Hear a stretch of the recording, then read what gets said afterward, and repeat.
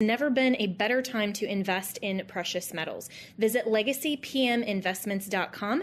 That's legacypminvestments.com.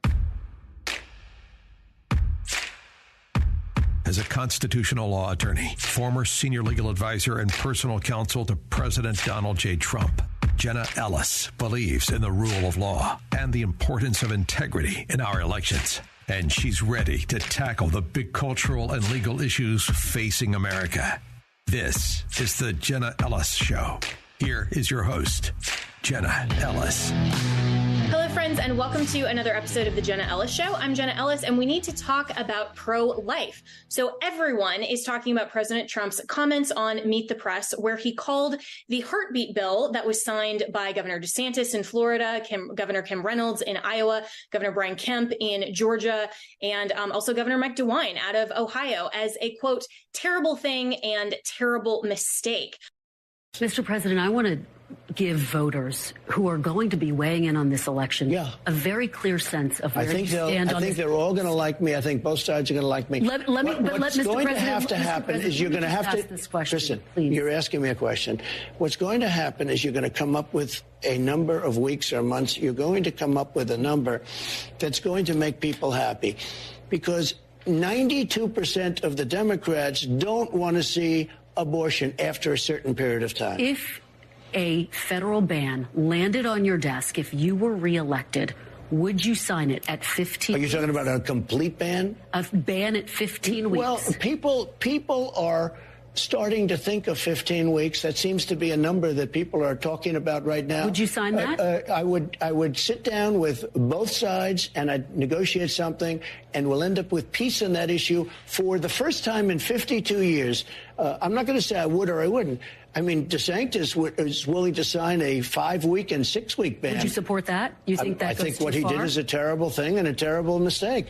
So how should pro-lifers respond to this? Well, my good friend Frank Pavone, who is still a President Trump supporter, received a lot of backlash for his commentary on social media that was suggesting that he is still 100% pro-life, but he also is still supporting President Trump. So a lot of people suggested that that is an inconsistent position without even listening to his argument.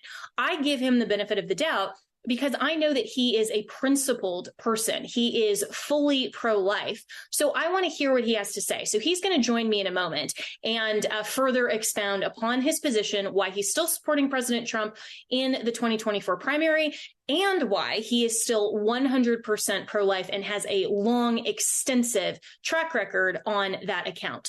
But before we get to that, I just want to say, from my perspective, I was very disappointed in President Trump's comments. Obviously, this is Meet the Press. This is an interview that is with a leftist mainstream media outlet. He had an opportunity to stand firm for pro-life, to embrace the title that just days before he embraced at these pro-life events with evangelicals and Christian circles, that he has been the most pro-life president in American history. Well, go into that forum on Meet the Press and talk about why we can advocate for the merits of abortion now. Embrace the fact that the Dobbs opinion is a generational win and that his 3 justices and those appointments led to securing that right to life for millions of babies that someday we'll get to look back and say that was because of his 4 years. And yet he didn't do that. Well, why? Is it just a political calculus, or is he backing off of it? Or what I think was really going on is that because he so wants to contrast and criticize Ron DeSantis as the next best candidate in terms of polling numbers and who is running in second, if you believe any of the polls, that is his primary challenger. And so he is going to, at any turn, simply try to provoke and diminish what Governor DeSantis has done. That is not the principled thing to do. This is the primary. He's not attacking Joe Biden. He's not attacking the Democrats for their morally wrong, constitutionally inviolable positions. He's going after a fellow conservative who has done a lot for his own state and is the best Republican governor in the country right now. That's not principled. I think he needs to address that. And conversely, I think that this is a moment that Governor Ron DeSantis can embrace this huge opportunity and run away with this by fully embracing his pro-life stance. If Donald Trump wants to run to the left of Ron DeSantis, let him do that. Push him further to the left by saying, you know what? I have signed this heartbeat bill. I would absolutely not only sign an abortion ban if it came across my desk, which is what Kristen Welker's question was, but I would affirmatively advocate to get a Congress that is willing to do that. And what I've done in the state of Florida, building a supermajority over my first term as governor and now into the second term, I can do all of these things. That is pursuing the legislative agenda that I have set because I have so helped turn the state of Florida red. I want to do that on a national level so that we can protect the issues of life from a federal level, utilizing the 14th Amendment and the Dobbs decision. I want to make sure that I can push through my agenda. And if President Trump doesn't see that and he still wants to negotiate with Democrats, then why is he even running as a Republican? If Ron DeSantis would come out and say very clearly that he is stripping away that title of most pro-life president and that in his first term he will become the most pro-life president, he will then be giving Donald Trump a run for his money. So you have to ask the question, why hasn't Ron DeSantis done this? I think that he has bad advisors around him. I think that he is running a Ted Cruz 2016 kind of campaign that failed against Donald Trump once, and it is not doing him any favors. He needs to go based on his same exact format that he used in Florida and make that a national campaign. Don't have some of your social media influencers going out there and attacking Father Frank Pavone when you don't even know his history on the pro-life movement. You don't know any of the national players in the pro-life advocacy and why they're supporting President Trump. You have an opportunity to bring them across to Governor DeSantis and to have this question of saying, okay, if Governor DeSantis has now laid down the gauntlet, has openly embraced the issue of life, then all right, now the challenge is on you, Donald Trump. What are you going to do about it? Are you going to appease the Democrats, try to negotiate with them? Or are you going to stick firm with your base, who is not this, ultra MAGA, worshiping of Donald Trump, but is the pro-life, principled evangelicals and conservatives that Donald Trump knew he needed in 2016, which is why he selected Mike Pence as his vice president, because he knew he needed credibility with the evangelicals. Well, he needs to make sure that he still builds that credibility with the faith-based community, which is evangelicals, Catholics, all of the faith communities that are ardently pro-life, that stick to their principles, and they do vote based on their values. I've spoken to a number of people since the Meet the Press interview who weren't even aware of his comments. And the more that gets shared, the more that they are questioning President Trump's commitment to pro-life. I think that President Trump should come out and clarify that. And I also think that Governor DeSantis needs to fully embrace the issue of life and say, we now get to have this conversation on the merits and do a nationwide media tour, have a plan that he puts out to say, this is going to be my plan to protect life. And he would win so many of those voters who maybe right now they're saying they're voting for Donald Trump, but the intensity isn't there. They want to see a champion and a warrior. Don't be going out doing, press conferences on other things that nobody cares about right now. This is the moment to stand up and protect life. So I would argue, and if I was advising Governor DeSantis, I would tell him, embrace the pro-life issue. This is the number one issue for values-based voters, and it has been since 1973 when Roe versus Wade was wrongly decided at its inception. We have a generational win with the Dobbs opinion. Now is the time to argue this on the merits and push it forward. Because if he doesn't, and he ends up losing to Donald Trump anyway, then that's going to be an opportunity lost. He has the moment right now to stand up and say, I will be the most principled conservative since Ronald Reagan, not just since Donald Trump. And I hope that he does that. But we'll be right back with Frank Pavone to hear his thoughts on this.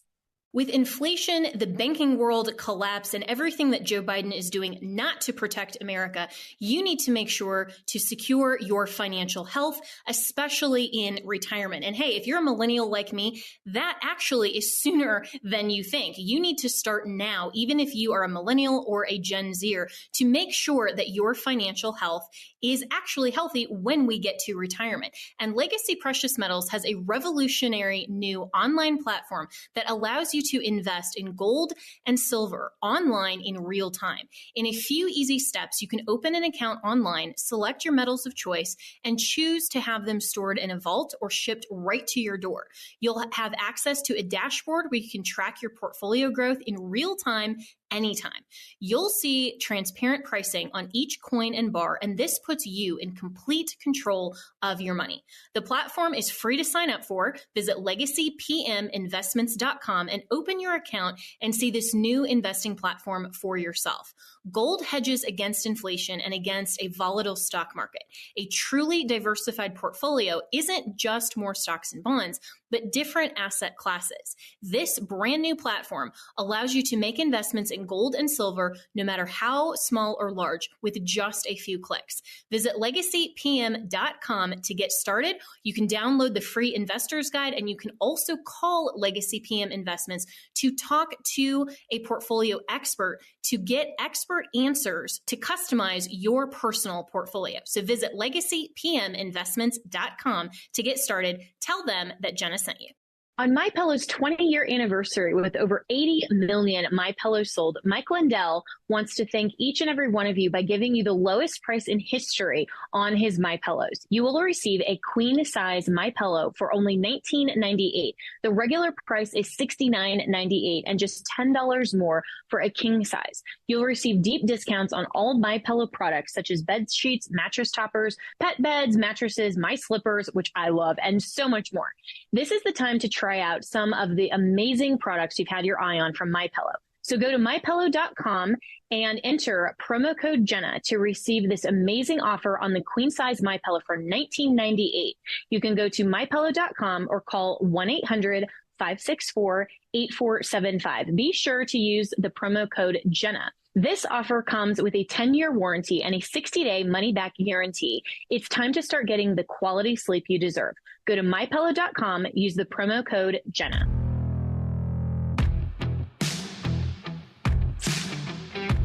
So joining me now to discuss all this and more is my very dear friend, Father Frank Pavone. And I'm so grateful that you could join me today, Father Pavone, and you were on my radio program this morning. We got a lot of really good feedback from that because the conversation, of course, needs to be around principled pro-life stance and also responding directly to what President Trump said on Meet the Press and how we as Christians need to understand that and how we actually should move forward as a pro-life community of advocates. Yeah. So the question for you, I think, is a lot of people responded on social media when you said, I'm very pro-life and I'm a pro-life advocate. Nobody can dispute that. And then you said you still support President Trump 100%. So, so for those who didn't watch or were unable to watch your live stream, let's break that down. And what is your position?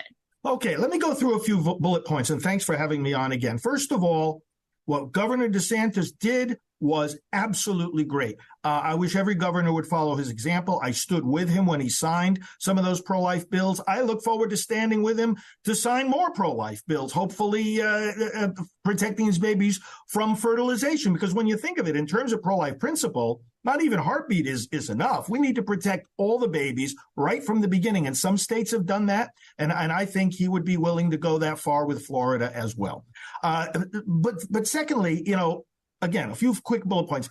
Meet the Press and NBC or any of these left-wing media outlets are not the intermediaries for me and for a lot of other people to understand what President Trump's position is. I try to take a much broader view. Now, you know him better than I do, but the point is that I have been in the pro-life advisory circles ever since his first campaign and have really paid close attention over these years to everything he said on abortion right up to this present day, and of course, everything he's done on the matter. And in my opinion, I mean, I don't pretend to speak for him or to know his mind, but in my opinion, his comment about, Ron DeSantis made a terrible mistake was not, in other words, the question is, what kind of mistake are you talking about? I don't think the mistake he has in mind is protecting the babies.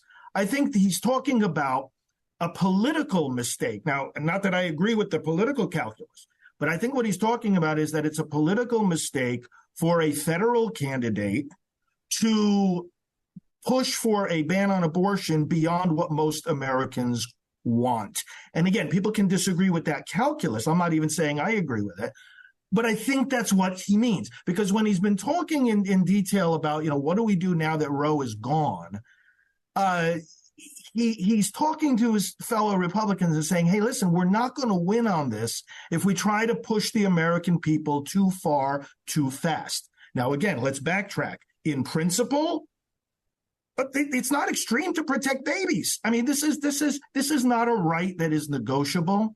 From your life and my life are protected.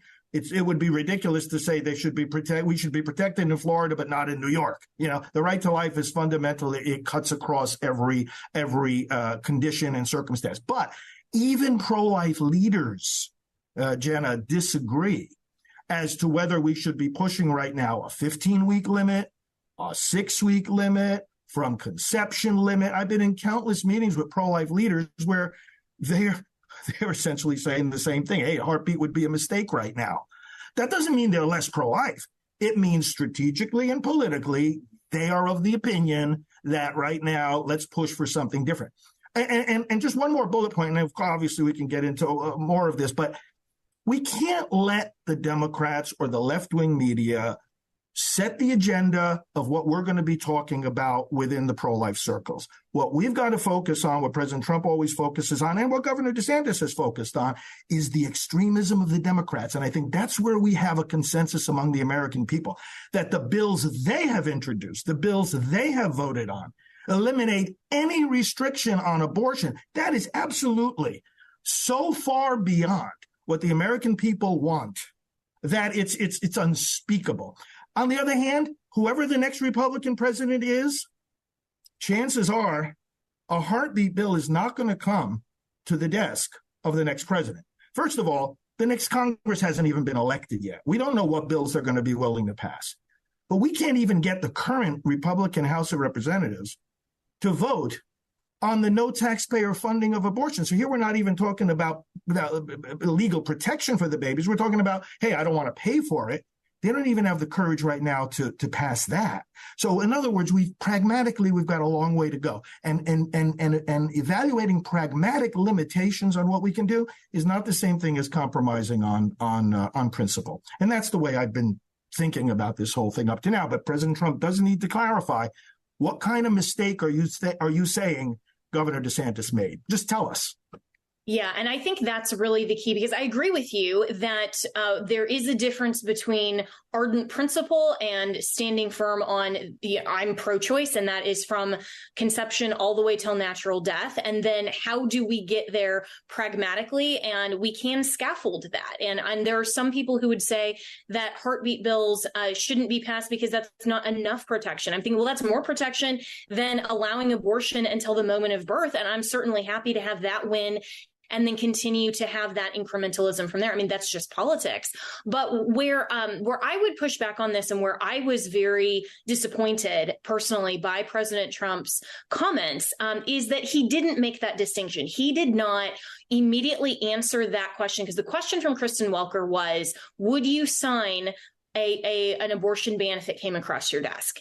Right. And he didn't say, well, I'm glad we can talk about the issue of abortion. Let me tell you where I stand. Be very clear about the principle, then talk about that. And then he wasn't even asked about Governor DeSantis. He just went out and attacked him and said, that this is a terrible thing, a terrible mistake, calls him a nickname. I mean, this to me seemed like he was actually sacrificing his own position within what the pro-life community has known in order to try to push back and distance himself from a governor that genuinely is more pro-life than he is right now, according to a litany of what he said. I mean, we can't forget that he blamed the midterms on the Dobbs opinion instead of embracing that and saying this is a significant win. I mean, to a lot of people, I think it seems like he's speaking out of both sides of his mouth. And so while we've seen the significant impact that he has made through his 4 years in office,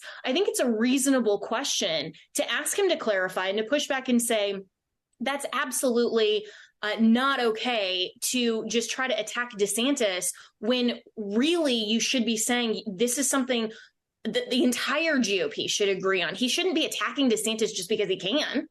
Yeah, no, I agree. And you know, the point, too, is that when you look at the GOP debate, and of course, we have the second one coming up shortly here, the questions on abortion were a little bit misplaced. In other words, they got into the same kind of argument. You know, where's the limit? You know, can we pass a 15-week bill? Should we go farther? And many of those governors on the stage did in fact in the past sign pro-life legislation, including our friend Governor DeSantis. But the point is, why wouldn't they ask these presidential candidates more specifically about things that we know the next president is going to be capable of doing or not doing? For example, will you commit to reinstitute the Mexico City policy in its expanded form that President Trump not only reinstituted, he expanded it? Are you willing to say to the Department of HHS that when we talk about health and human services, the humans we're talking about include babies from conception? Under President Trump's HHS, as you know, they actually revised the strategy memo and they said, we're talking about babies from conception.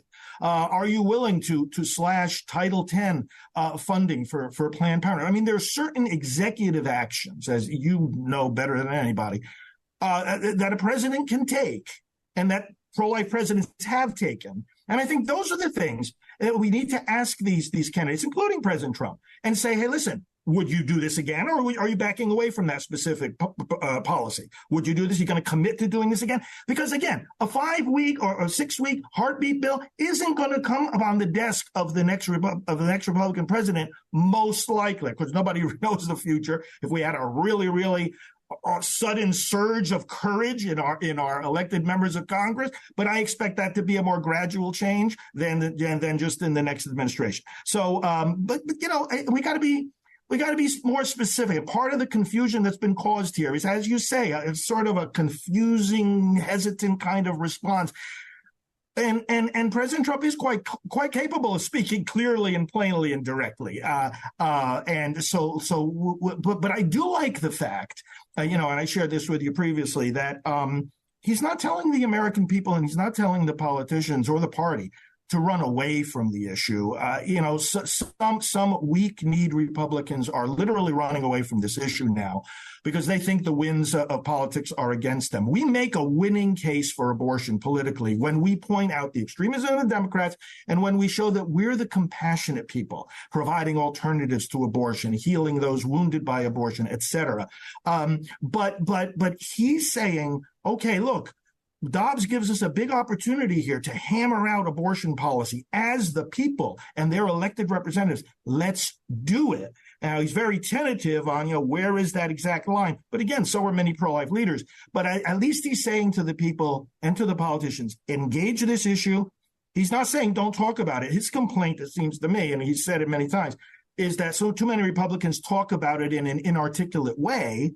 And not in a winsome way. And this is where I would hope that any candidate on any level of government would make use of the expertise of the pro-life movement, because we've got a lot of expertise, a lot of experience to help them craft messaging and to help them speak persuasively on this very important issue.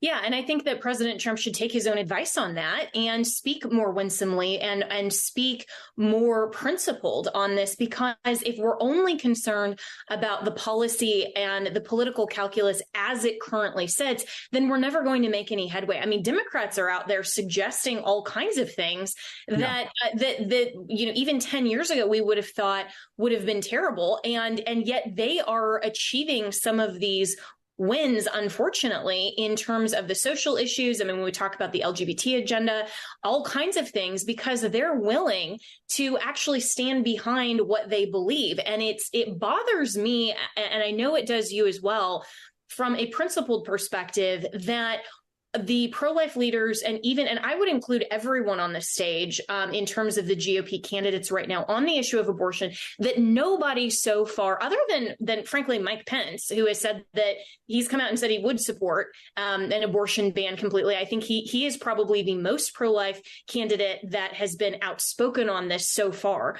And that the GOP candidates need to, instead of running away from this or caging or saying, this is such a contentious issue, just fully embrace it. I mean, the entire base is behind them. And if we can't rally around this issue after we've had such a significant win for the Dobbs opinion, then what are we even doing as a conservative consensus? And one of the things I appreciate about speaking with you in particular is that, as you've rightly described earlier today, we're principled friends. And so you and I can disagree on policy, we can disagree on candidates, but at the end of the day, we agree on 99% of this, and we certainly agree on 100% of principles, because we recognize God, our creator, the biblical worldview, and what flows from that. And we value truth and rightly dividing truth from error. So it doesn't matter to me ultimately that for right now, you're supporting President Trump, I'm supporting Ron DeSantis, other people are supporting other candidates. That's what a primary is for. But we need to be able to pull back and not just defend one candidate over another, when frankly, I don't think either President Trump or Governor DeSantis is fully embracing and just running away with the issue of pro-life. And I think if either of them would do that, they would get the ardent support that President Trump found in the pro-life community in 2016 through his entire administration. We also have to be educating these advisors. I've been leading on the national level on the pro-life movement for 30 years, and one of the most annoying and largest obstacles in our way over many years have been advisors who will take a pro-life candidate who's ready to run with these issues and pull him or her back. And give really, frankly, some very bad advice, basically that gets summed up by saying, hey, listen, abortion is a losing issue. Don't go anywhere near it. I remember in the olden days, they would say, oh, if they ask the question, just say you're pro-life and then move on to a different topic. It's like, no, that's not the way it can be anymore. It's not the way it should have been back then either. If we make the case in detail why it is a very American idea to protect our children, we can win over the public. The public is more with us than they are with the Democrat position, with the Planned Parenthood position. They're more with us. Americans want less abortion, not more abortion. And I think we got to brand the Democrats and say they are the party of more abortion.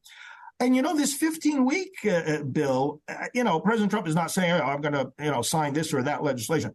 But I keep thinking back to his State of the Union addresses and his rally speeches. He keeps calling on Congress to ban late-term abortion, end this late-term abortion. And, that focus on late-term abortion, and after 15 weeks can be considered that and is considered that in the minds of many Americans. That's where there is a consensus. Not that the right to life is, again, something negotiable. Again, my life, should be protected in Florida and not in New York. But there is a certain point at which you get the strong consensus of the American people that, hey, this is where our abortion policy makes more sense than the way it is now, allowed throughout the pregnancy. Yeah. And I think that we need to, as a pro-life community, as you so well have advocated for 30 years, and now we are in a new era that we get to advocate for the pro-life position on the merits. The Democrats can't just shut us down by saying that Roe versus Wade is a super precedent. This is the law of the land. So, maybe nice try and nice sentiment, but you're never going to actually have this codified into law. And now we get to have that argument. And the fact that the pro-life community is focused so much on Trump versus DeSantis, and even in my view, Trump and DeSantis are both focused too much on Trump versus DeSantis. Why doesn't one of them or both of them say this is where the real meat of the issue is? Yeah. We have to take pro-life and run with it. I would love for both of them to stop attacking each other and just ignore each other and run away with the issue and give me a reason to say that is the champion for the American people that is not going to compromise on any of the issues that are for the values-based voters. Both of them spoke at the Pray Vote Stand Summit. They had a great they have great rhetoric there. But then you go on Meet the Press, Trump is not any stranger to media. He knew that this is a hostile environment. It's an opportunity to advance the pro-life message instead of attacking his political opponent and saying that the heartbeat bill is a terrible thing. I mean, that to me was just, it was so disappointing from the standpoint that he missed an opportunity to advance pro-life out of a selfish political reason. Mm-hmm. He does keep emphasizing, it's back to the states. That's where it belongs. It's back to the states. Now, he knows full well, over a dozen states are now protecting the babies from conception. You got a good bunch of others, including Florida, that are protecting them earlier than they were before, even to the time of heartbeat detection. And I take him at his word that, if it belongs to the states, then you're going to let the states decide. You're not going to try to get a pro-life state to change its policy, to protect fewer babies. Again, I think he was talking about the national politics of it, not necessarily that a heartbeat bill is wrong in and of itself, but that should a candidate for president say we want to have a federal law starting at heartbeat, I think, again, even pro-life leaders disagree about the political strategy. But why not? Why not just go out and say, you know what, if that came across my desk, of course I would sign it because I want to protect children. And that would have been the consensus of Congress. Why not put it back on them instead of being so defensive about, there's disagreement in the pro-life community? Why couldn't he have come out and been that staunch advocate for life if he's embracing 2 days earlier the title of the most pro-life president in American history? Yeah. Like he says, every child is made in the image of God. There is a right to life. It's in our Declaration. And I think that it does come down to this political calculus that, again, it comes down also to, I'd like to know what are his advisors telling him? What these discussions just get off the rails so quickly. And this is no time, as you and I agree, for cowardice on this issue. We have got to press forward. I mean, if we don't get it right on abortion, we can't get it right on anything else. Everything else falls apart because that's the whole basis of human rights. And the partisan nature of these elections does get in our way. I mean, these primary elections, even among my pro-life colleagues, I respect everybody's, position in the primary, whoever decides to back which candidate and so forth. I always respect that. But I have some of my pro-life colleagues now speaking against President Trump, say, I'm going to vote, against President Trump, who never said in the first place that they were ever going to vote for him.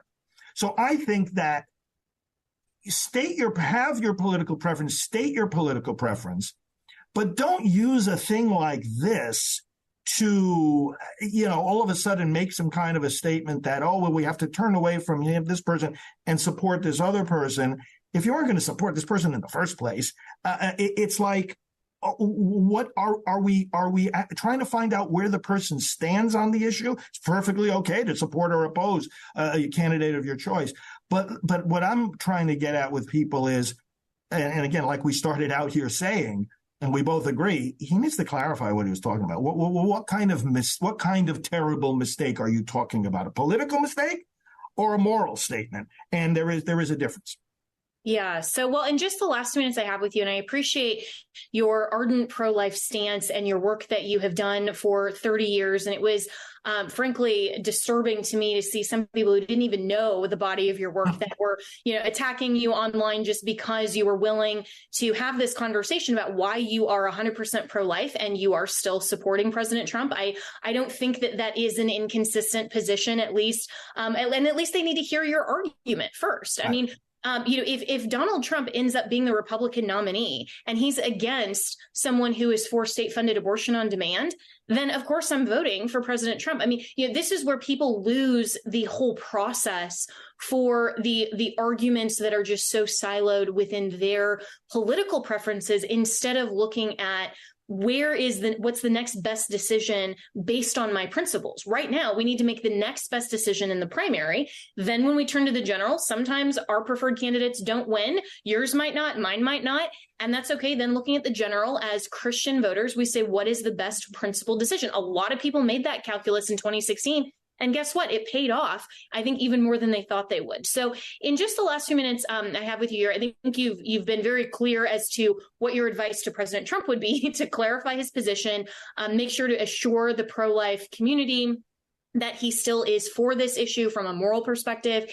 And so what would be your advice to Governor DeSantis when he's now being faced with, I think, a really huge opportunity to contrast his position on pro-life from at least the rhetoric of President Trump, and could say very clearly, look, unless President Trump clarifies, he's running to the left of me on this issue. I've signed this heartbeat bill. I've done in Florida what I want to do on the national level, build a supermajority over the first term so that in, the next 4 years, which he has an opportunity to have 8 years where President Trump only has 4, then he could make some significant changes to Congress. And we might even be talking about this in a number of years in a different way.